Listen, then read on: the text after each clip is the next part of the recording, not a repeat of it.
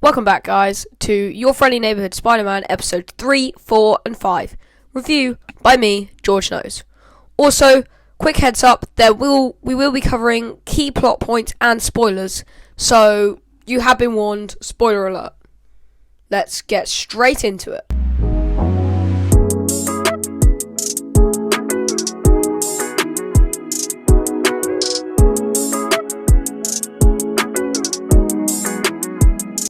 Last time we left off, Norman Osborn has found out that Pete is Spider-Man. In episode 3, which is called Secret Identity Crisis, Peter goes to dinner with Norman. After eating, pretty much the entire restaurant menu, Norman tells Peter that ever since Spider-Man saved his son Harry, he has always wanted to help him be the best hero he can. Pete declines and says that he has to do this on his own. Norman accepts this and gives Pete a check for $100,000. But this check mysteriously vanishes and we don't see it again. Pete probably threw it away, but he and Aunt May could really use that money. Oh well. Noble Peter Parker strikes again. A couple is seen taking a bag of money and putting it in a rubbish bin. Then the bin grows legs and runs away. You know, standard stuff. Under the bin, there is a case that, judging by their reactions, has some very valuable things in it. Aunt May is then seen packing up Uncle Ben's old stuff. Lonnie pays for Pete's lunch, but doesn't have enough for himself. He then has to leave halfway through because Lonnie's brother Andre has been hanging out with the 110th Street gang, led by Big Don. The two criminals then use their new tech from the briefcase to rob a jewelry store. The man's tech turns him into the Flash, and the woman can create energy blades. Pete then goes to stop them, but is seriously outmatched. He's knocked out on a car, and when he wakes up, he finds that Norman Osborn has hacked his phone to be able to talk to him. And due to his advice, he defeats the couple. Meanwhile, Lonnie trades himself for Andre so that he can leave. Pete goes to Norman's office to talk and accepts his help. And that ends this episode. I really enjoyed this episode. I think it was amazing, and I love how the character development is getting better and better.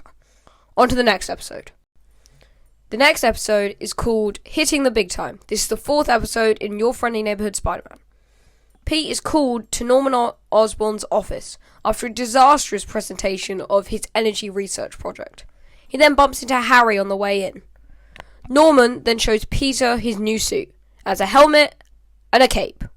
A red cape. Basically, he was Thor. They also show the Sokovia Accords, like in the MCU, and also the airport battle. Like with when War Machine is paralysed and Bucky and Steve escape. They go through a few suits, but they all have malfunctions or are too scary or just aren't like Spider-Man. Meanwhile, Lonnie meets up with his gang and is challenged by a rival gang, the Scorpions, run by Matt Gargan, the actual Scorpion in the comics. Pete then sees the final suit, a black and white spider suit, and immediately knows that this is the one. He saves civilians from a fire whilst a high-speed chase is stopped by the police.